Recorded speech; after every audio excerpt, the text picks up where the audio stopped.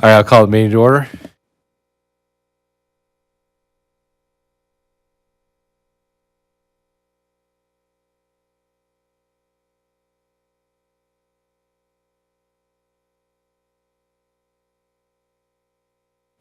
Are we properly posted? The meeting was posted according to law. Roll call. President Johnson. Here. Trustee Harding. Here. Trustee Moody. Here. Trustee Nugent. Here. Trustee Seeger. Here. Trustee Wisniewski. Here. And Trustee Holm is excused. Does anybody want to do citizen participation? No? So I don't have to read this whole paragraph. Seeing no takers, we will not do citizen participation then. Consent agenda, one motion and a second, will approve all the following items. Any item may be pulled from the list and voted on separately. I'll make a motion to approve the consent agenda. I'll second. Questions or discussion? All those in favor? Aye. Opposed? Motion carries. All right, on to miscellaneous business. Item 1, discussion regarding the Tri-Troy bucket truck. Okay, so as most of you know, some of you may not, the Village of East Troy owns a joint bucket truck with the town of Troy and the town of East Troy. We purchased it back in 2018. It's a 2007. We bought it used, obviously, and it's had some maintenance issues. It's starting to show its age a bit, and every year we take it in for an annual inspection, and it seems every year they find things to repair. Some years more than others. Last year, I took a look back today. Last year, we spent about $4,000, just our share of the maintenance on the truck. The rear end went out. I think the fuel pump went out, and then also with the annual inspection.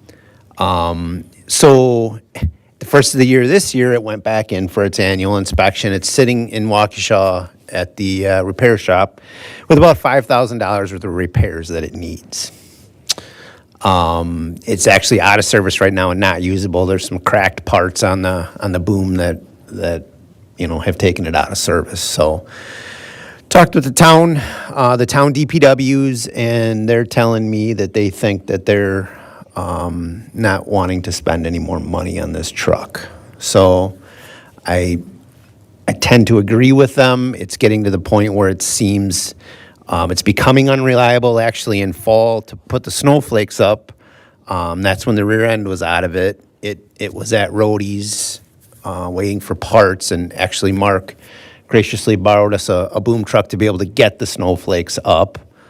But now we have to take those down by February. We Energies gives us a deadline with that every year, and so we'll probably have to borrow Mark's truck again to get those removed. So the town of Troy talked about it at their last board meeting, and I think they came back with they want to talk about it at the Tri-Troy meeting. So I don't know if you heard anything from Jerry about that. We'll meet tomorrow night as leadership, and then Tri-Troy meeting is next week, so I can discuss it with them, and we Okay. can put it on the agenda for next week. Okay. I did a quick internet search on used equipment, used bucket trucks, something similar to what we have. You're looking at about 100 and 150,000, between 100 and 150,000 for something that we won't be back here in 5 years having the same discussion about. I do remember I was part of obviously the committee to purchase that with the towns, and we had looked at quite a few trucks at that time. I believe we paid just over $40,000 for this truck back in 18. And like I say, it's probably just time. The two town DPWs shared with me that they're thinking they may want to go a different direction. Now, I don't know, what their boards have had to say about it, but they're talking about like an off-road lift, which I don't know if any of you have ever seen the blue lift they use on the square to put the lights on the buildings. That's kind of what they're thinking. I don't know that would be as convenient or as appropriate for us. The problem with it is you have to trailer it everywhere, So I don't know that would really work well for us. So we've looked at a couple other options. I did try to rent one actually when the one went down, when ours went down, and I couldn't find one to rent. And that's when Mark said, "Hey, I have this one. Feel free to use it." The other thing I've thought about is we have MP Systems in our backyard who, may be willing to help us out with Christmas decorations. The other thing we also did is we've taken on the lighting of the big tree on the square because we had the bucket truck. Without the bucket truck, that's going to be obviously challenging. And there's a convenience factor to it as well. We use it just to change a light bulb out in the parking lot. It's nice. We've used it for numerous trees, that we've been able to take down that we would have had to call somebody in and take those trees down. So that's paid back a little bit to us. And like all the new pedestrian crossing signs up on Highway 20, we utilize it for that. So it's one of those tools that we find more uses for when we have it. It's certainly a convenience factor to have one in our shed and not have to, call somebody up and get somebody in here. So it is nice that way, but I guess it's something we'll have to talk with the townships about and see, what everybody's thinking. I just figured I'd take the opportunity to bring you guys up to speed prior to the Tri-Troy meeting and see, if anybody had any thoughts on that. So you said a new one's about 150?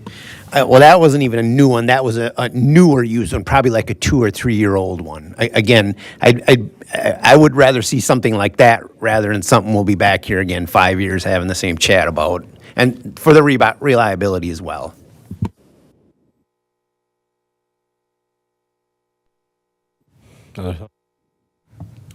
If we've got the townships, it was a great purchase to kind of initiate that whole Tri-Troy Alliance thing that was really big as far as I was concerned. But maybe we should, instead of investing the $100,000, like you said, let's lean on MP Systems. We've got a couple of different tree service businesses within the community. If we could contract to have them put the snowflakes up, or see if they want to do that as a donation to the community. And then outside of that, it's a struggle with, do you need to have the truck lift? When you do the tree things like that, could you just rent a lift of some sort, a snorkel lift or something like that to do those things? And then it would be a lot cheaper to rent that for a week or so to do those different projects that you could kind of stack up in a category, I guess.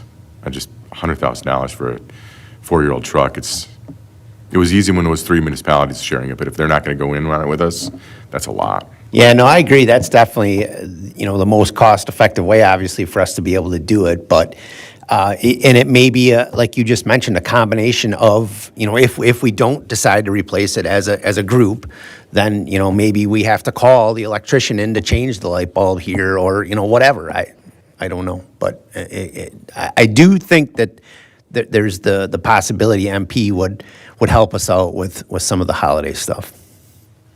I think the other thing is if we're bringing in somebody to help us with the holiday, whether it's a donation or we're paying for that, there is a need for or the chamber has a need for some help in that area as well. So maybe there's a way to better coordinate on that if we end up going down that path, as opposed to right now, we've not gone down that path because then it's more village labor time and we really can't afford that.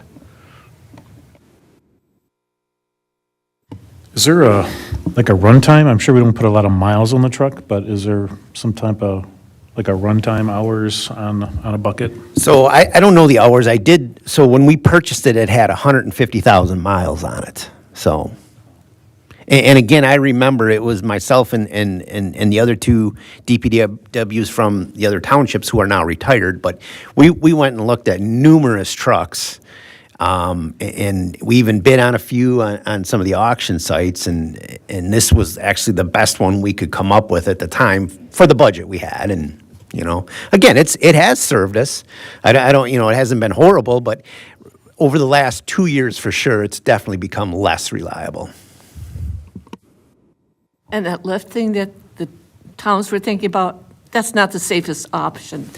I think, using it in traffic certainly may not be the safest, I agree, but it's definitely not the most efficient way, I feel. Especially when you're going from pole to pole, I don't think that would be the way to do it.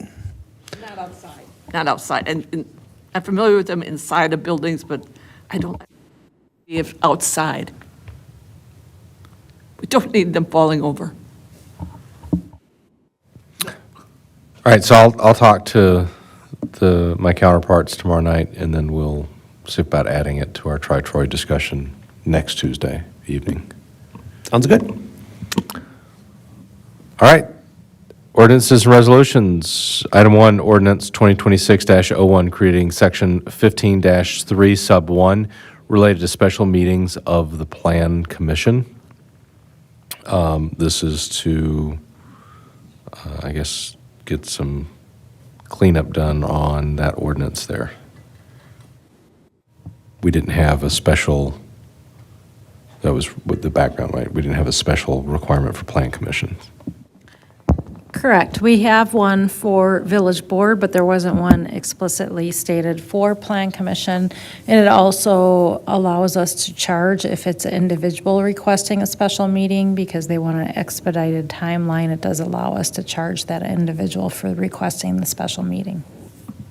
I make a motion to approve ordinance 20-26 or 2026-01, 15-3-1 for the Planning Commission special meetings. I second that. Questions or discussion? All those in favor? Aye. Opposed? Motion carries. Item 2, ordinance 2026-02, repealing Chapter 185 related to amusement devices and arcades. We discussed this at a previous meeting and took that out of our fee schedule. Make a motion to approve ordinance 2026-02, repealing Chapter 185. Second? Questions or discussion? All those in favor? Aye. Opposed? Motion carries. Item 3, ordinance 2026-03, creating Article 6 of Chapter 423 related to sidewalk cafe permits in the downtown design district. This was a proof of concept, and now we're kind of memorializing how we've been doing this, making it more formal. And to approve ordinance 2026-03, creating the Article 5 of Chapter 423. Second. Questions or discussion? All those in favor? Aye. Opposed? Motion carries. And Resolution 2026-01, amending 2025 budget for general operations and capital projects. This is something we do each year, and this is Eileen's background there. Anything you want to add, Eileen? Really just that, I had listed the categories that there was a significant difference in. So I really just look at it on a category basis. The biggest category was public safety, and that's really related to the building permits. So we had a significant amount of building permit issuance. A lot of that is related to the Overlook Ridge development and the new MP Peeper building in the business park. So that did put us over budget both in the revenue, which is good, and in the expense because there's an offsetting cost for the building inspector. This will adjust that. Then outside of the categories, I looked at accounts that had a greater variance than $10,000 and really wanted to memorialize the board. I've kept you apprised that the administration wages budget was going to be over budget this year due to 2 of my employees leaving, those payouts associated with their departure, as well as some overlaps in training. Were there any questions with any of the amendments that I proposed? And we're going to come back on a policy change to 40% for undesignated. Yes, correct. I have a note for us to revisit that when we're looking at the fund balance designations. Make a motion to approve Resolution 2026-01, amending the 2025 budget. Questions or discussion? All those in favor? Aye. Opposed? Motion carries. Staff reports, item 1, Police Department 2025 fourth quarter report. Chief, anything you want to highlight? Just that I think every January I give you the Wisconsin Uniform Crime Reporting. Those are the statistics that I need to report monthly to the state, which then get turned over to the FBI, which keeps all the stats for crime in the United States, and then it's broken down. I just wanted to point out, I don't know if you saw the graph, just that in 2020, we were at 122, and then we went down, last year we were at 73, and we kind of inched back up to 109 reported of what they request. Obviously, there's other things that we do, but these are the ones that they want to see. So I just thought I'd usually include that in January so you get an idea of where we were in 2025. And then I think the last one was comparing, like the last, from 22 to 25, different crimes that we need to report and where we're at. So I just wanted to outline, just make sure that you guys saw that. What's the breakdown, I know it's not here, but between like misdemeanor and felony? Like for the charges for these, like, It depends on the crime, I guess. And we don't report every crime. There's Class A and Class B. I think that was on like the first page. So you got the Group A crimes and then the Group B arrests, which are a little less serious than the Group A.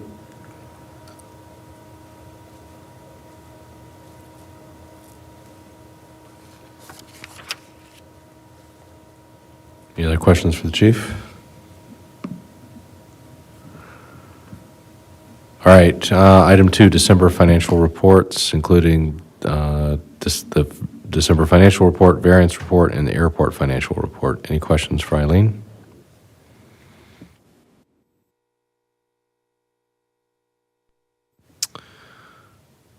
All right, item 3, phosphorus optimization progress report. Tom's here. Any questions? Or Tom, anything you want to highlight?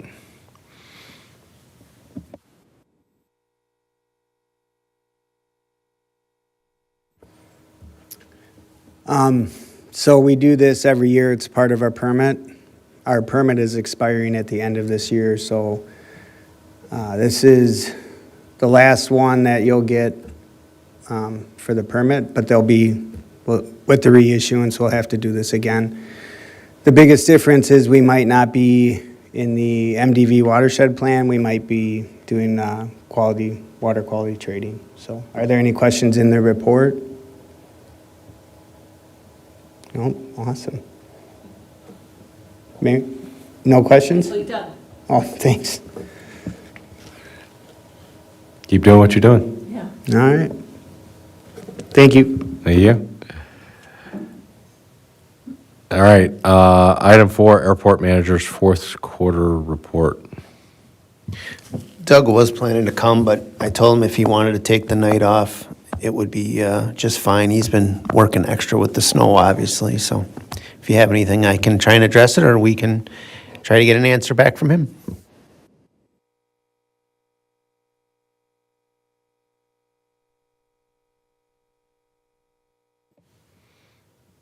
All right, no questions on that. Then we'll move on to committee reports. Item 1, Plan Commission draft minutes from January 12th.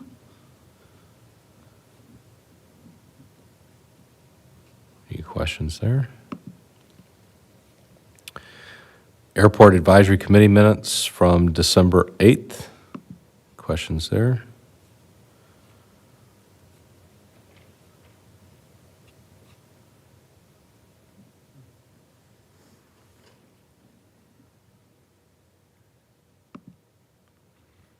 All right, and then CDA minutes, July through December.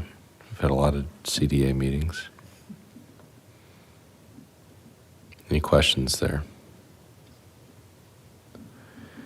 Okay, then I will move that we go to closed session pursuant to Wisconsin Statute 1985 1E to discuss the village's bargaining posture and negotiation strategies with respect to collective bargaining with the East Troy Professional Police Association. I'll second. Mm-hmm. Roll call?